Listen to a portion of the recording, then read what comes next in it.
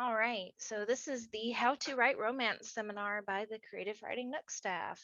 So let's go ahead and just jump right on into it. All right, so there's a couple things involved with writing romance. You have to think about the chemistry of the characters involved in the romantic situation, um, their interest and attraction, and interest meaning like what is it that they're interested in, like physical looks as well as like personality and stuff like that. Another thing to consider is love languages. And then of course the kiss scene and the declaration of love scene if you are writing specifically romance. And then there are several different types of romance, like enemies to lovers, angsty relationships, and then we'll also go over some general tips as well. All right, so chemistry. So it is not the best idea to have characters get together because you want them to. They need to have a reason to be together. Um, I've seen it before in romance books that I've read where their relationships kind of forced, and we can see that as readers, like we can see when it's forced, and it just makes for a lackluster reading experience.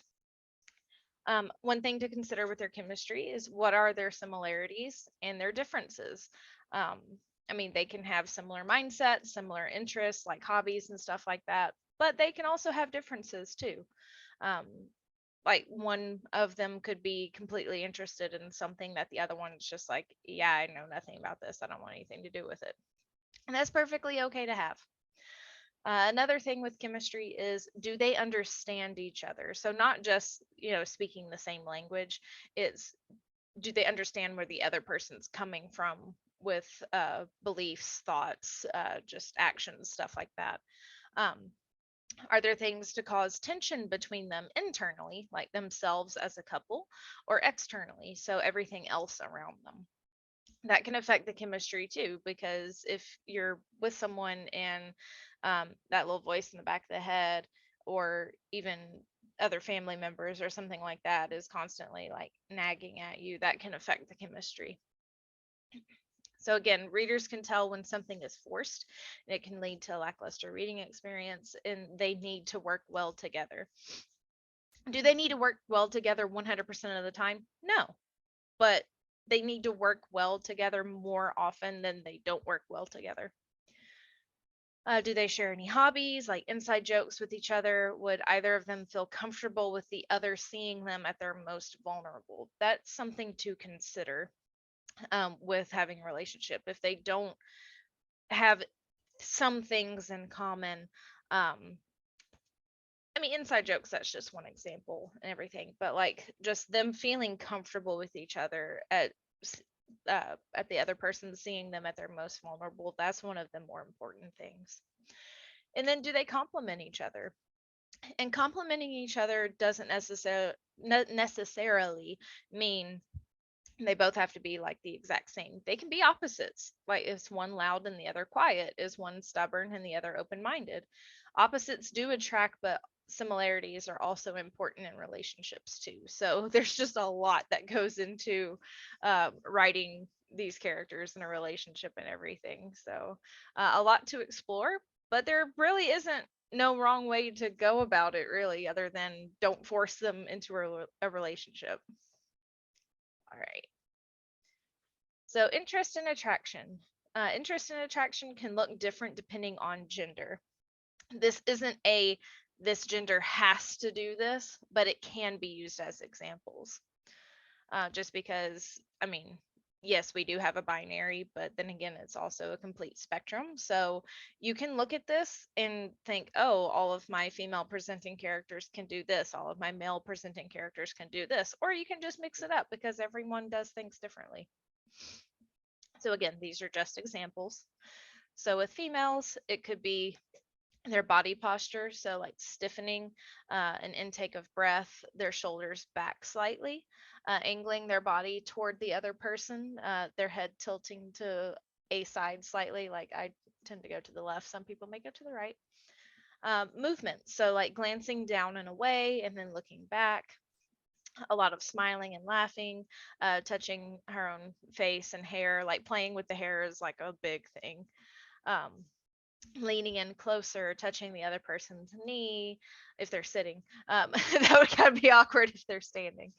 Licking of the lips, lingering touches, the gaze shifting between the other person's eyes and lips. And also, one important thing to consider: being nice does not equal flirting. All right. And then for males, with their body posture, it would be their chest and shoulders out. Kind of think like that puffiness. Um, movements would be mirroring body language. So like if she's like reaching up to like touch her face, he might reach up to touch his face too. Or if he's doing something, he could also be mimicking that too. Not saying it has to be a hetero relationship, but that's just what I write, so that's where my mind goes. Accidental touches that are to get closer, like leg bumps or hands brushing. That's a big thing. Wandering eyes, use your imagination. Parted lips, moving closer to the other person. Flirting can be making jokes or light banter, sincere compliments, and asking questions that grow more personal. So, just things like asking about their interests, what it is that they do, stuff like that, or just stuff about them in general. So, all right, let's go to love languages. So, I love you, while valid, is not the only way to show love and attraction between characters. A love language could be material gifts. So like, oh hey, I got you this trinket, I got you this jewelry, I got you these flowers, or sometimes even food. Like you give me food, yes, I will love you. Writing songs for the person, or even poetry, that can be considered a love language. Offering to help with something. Think of your people pleasers. So like if they're constantly offering to help someone with something, that could be their love language of showing that they love that person because they're constantly helping them. Encouragement, so if one of the characters is trying to do something, they want to do it on their own or whatever, um, but they don't think that they can do it, the other person, their love language could be constantly hyping them up and encouraging them to do what it is that they want to do. Pet names can also be a love language. So just thinking like, what it is that they call each other, whatever it may be, that could be a love language. And then of course hugs or kisses, or like, just little touches, stuff like that, that can be a love language too.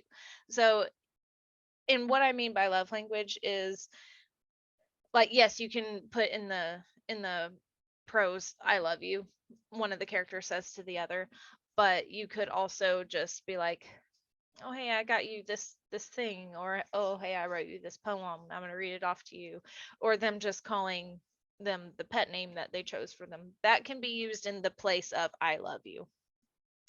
um like for example, one of my characters, his backstory was he grew up hungry, so his love language was food.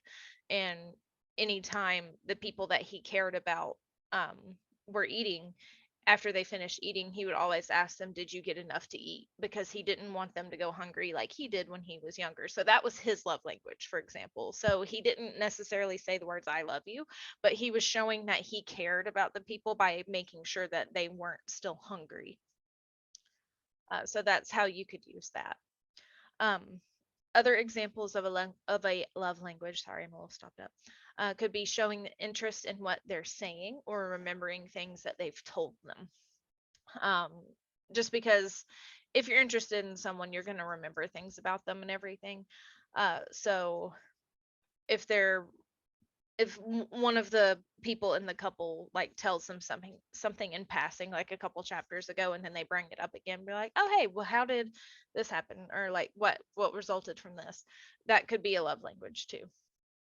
Watching a movie, a play, a show together, or taking interest in the other's hobby can also be a love language.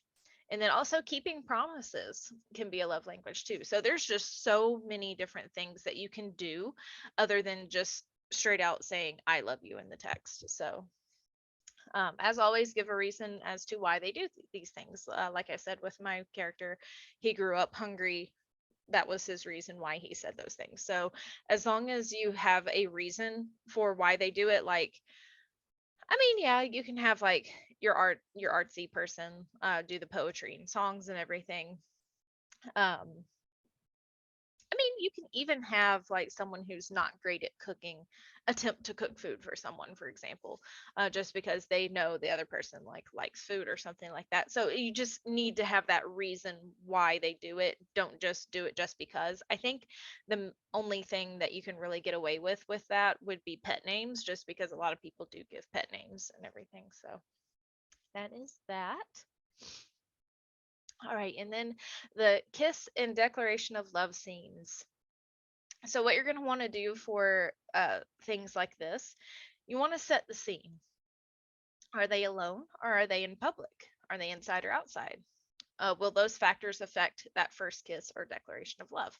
Um, like for example, they if they're outside and everything and it looks like it's going to storm, that could play a huge factor in everything with the descriptions and whatnot, because they're going to be completely drenched if they're raining. Or if they're inside, like I said, like the knee touches, well, how are they going to touch that person's knee unless they're sitting, for example?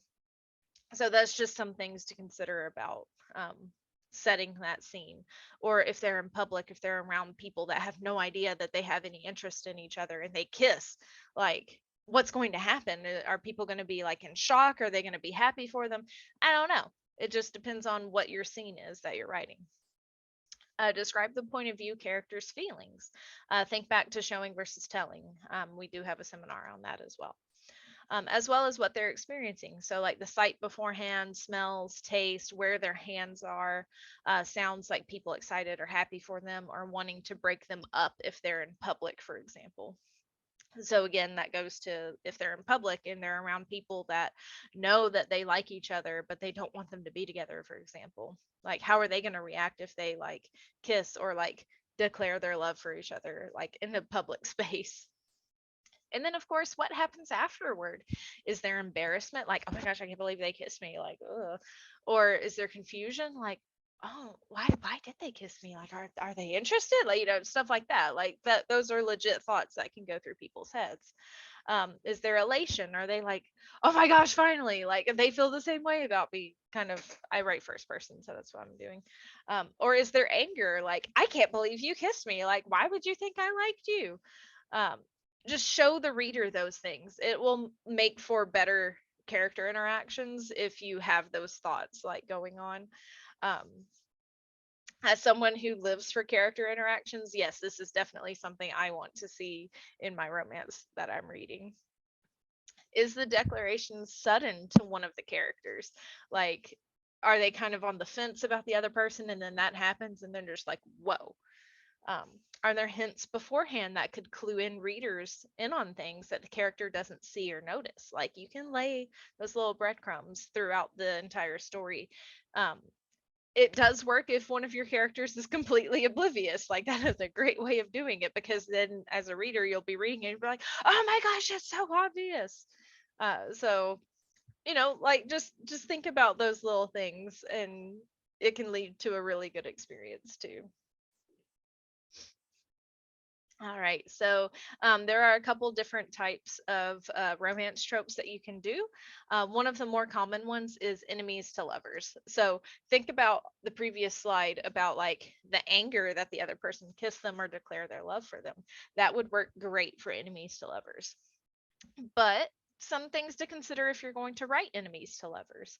Why do they hate each other? Why are they enemies? Like just because they hate each other, is it really a good enough reason? Show the readers why one character doesn't like the other or why they are enemies. Just because if they are just because, I feel is like a cop out to a lot of things with writing, especially magic. Like I have to have a reason for magic. I can't just accept magic as an answer. Um, but yeah, think about like why is it that they are enemies, to just build that up. That way you have a good foundation to build upon. Enemies to lovers shouldn't be an abusive relationship or glorify toxicity. That is one really, really important thing. Like, yes, there are abusive relationships out there, there are toxic relationships out there, but we shouldn't glorify them in our writing. Because if one person in the couple is being abusive toward the other, readers are just going to think, wow, why are they there? They clearly don't care about them because they're abusing them. So that will lead to a not the experience that you're wanting if you're writing romance. So in an enemies to lover plot, the reason for them being enemies shouldn't be impossible to overcome. Otherwise, it can leave readers feeling confused as to why the characters became lovers and think that the relationship is forced. So, one of the common uh, settings for enemies to lovers is high school, which I mean, that's fine. Like, you can have one of the characters kind of bullying the other, but it shouldn't be to an extent that it's not something that they can overcome. Like, that is one thing to kind of be a little careful with. And then that can also go into like, okay, well, why is this character bullying the other? Like, look into their backstory as to why they do that, and you can have them develop and grow from that point. um One example of how some romance writers do that particular trope is they force them together in some sort of situation, especially if they're in school, with it being like some sort of school project. They're lab partners. One's a tutor and the other one's not. Something to force them together and force the one that's being mean basically to see the other person's side, and also for the other person to see the mean person's side and why they are being that way. And they can overcome those differences as they get to know each other, for example.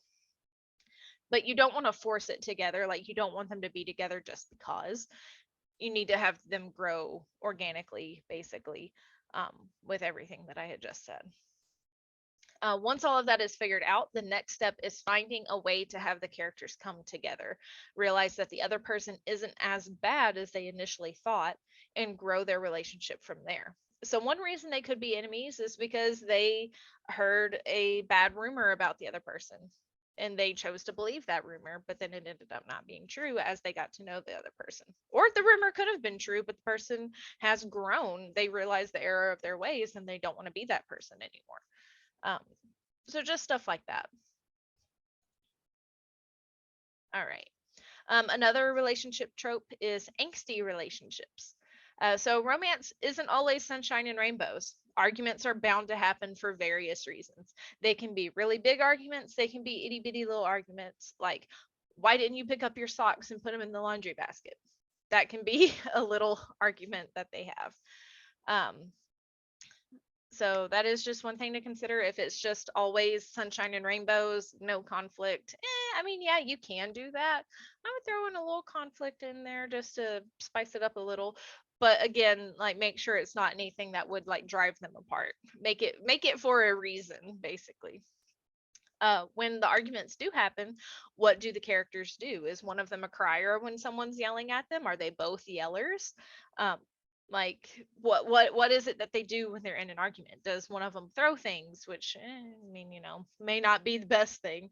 Um, is one of them pleading while the other one's yelling? And that's just kind of things to consider with the argument. Do they intentionally hurt the other with their words?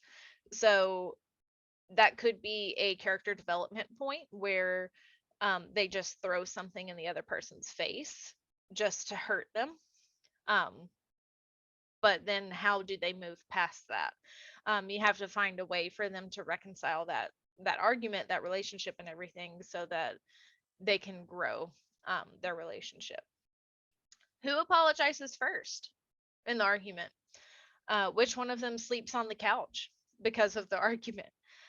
How long does it take for them to want to be close to the other and possibly apologize? So, for example, if they're like arguing and everything, and one of them like goes into the bedroom, slams the door shut and everything, and the other one's gonna sleep on the couch that night, will the one that went into the bedroom go to the couch to like cuddle up with them, and like, will they want to be close to them? And when the other person like wakes up because, oh hey, something's touching me, um do they apologize? That's just something to think about with the arguments. Or could it be something where, do they even apologize, and is the relationship over at that point? So a couple little things to consider with that, um, with doing your relationships. And there are a few other general tips. You can write romance even if you've never been in a relationship before.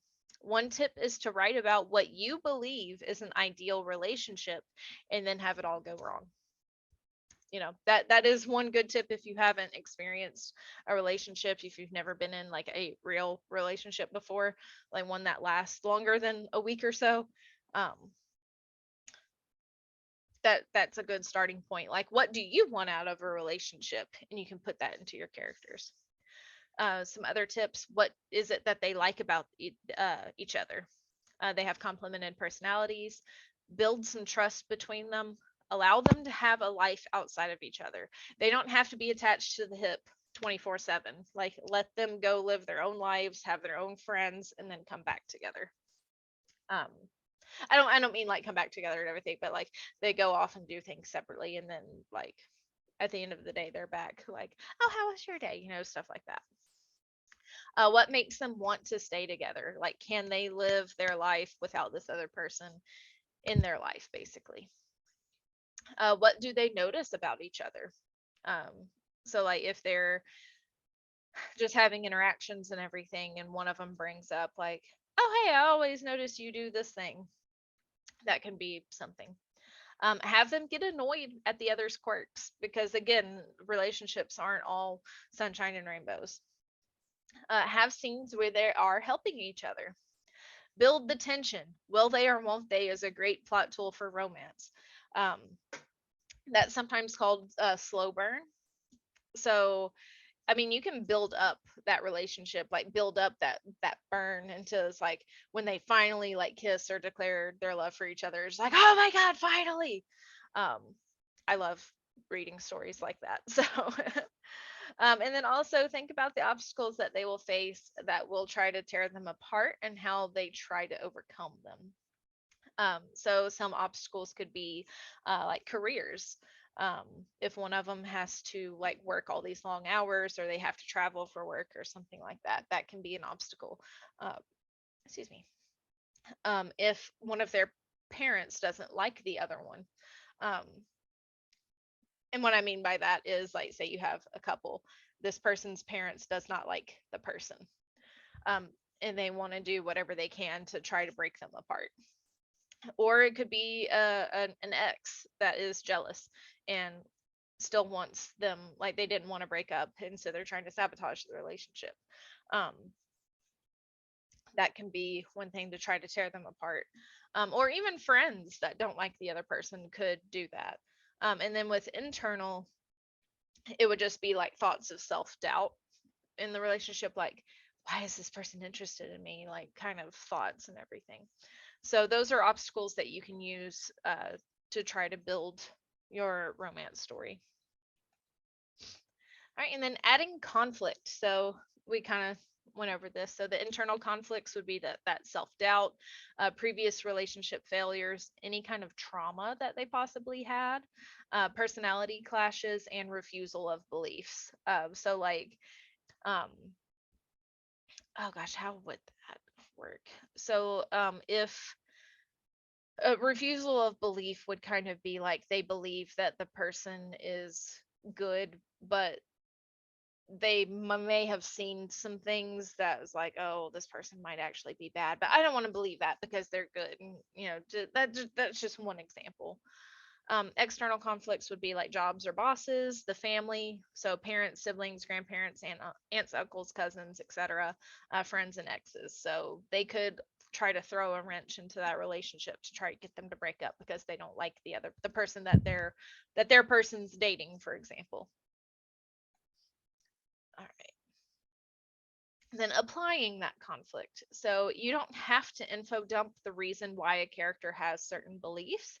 You can sprinkle things in from the beginning and go from there. Family or friends is a great way to add conflict, either with their own beliefs about things, them stating to the main character their reason why they don't like the love interest, or even going so far as to sabotage the relationship in some way. Sabotage could be setting them up in something compromising that could be construed a certain way out of context. Paying them to leave if they have money, lying to them about something, threatening to cut them off financially or emotionally. Like the list goes on. Like there's so many reasons why friends or family could try to sabotage the relationship and how they could sabotage that. All right, so this would be where we would have any questions. I don't believe we do. Uh, yeah, we don't really have any questions. Oh, I just realized that had a watermark on it. Oh well. All right, so now it's time to get writing a novel about romance. So I do hope that this helped you out. Um, I do hope that you at least try to write romance. Like, I mean, I'm an advocate for it. It is my favorite thing to read and write. I do think it would be healthy to try out new things and see like if that helps you with your writing experience. Like yeah, you may be like a fantasy action adventure writer, but try writing a little romance scene and see if that helps you with your descriptions and stuff like that. That could help with your descriptions in your fantasy action adventure, for example. So yeah, so that is the seminar. I hope it helps, and we hope to see you in future seminars. Happy writing.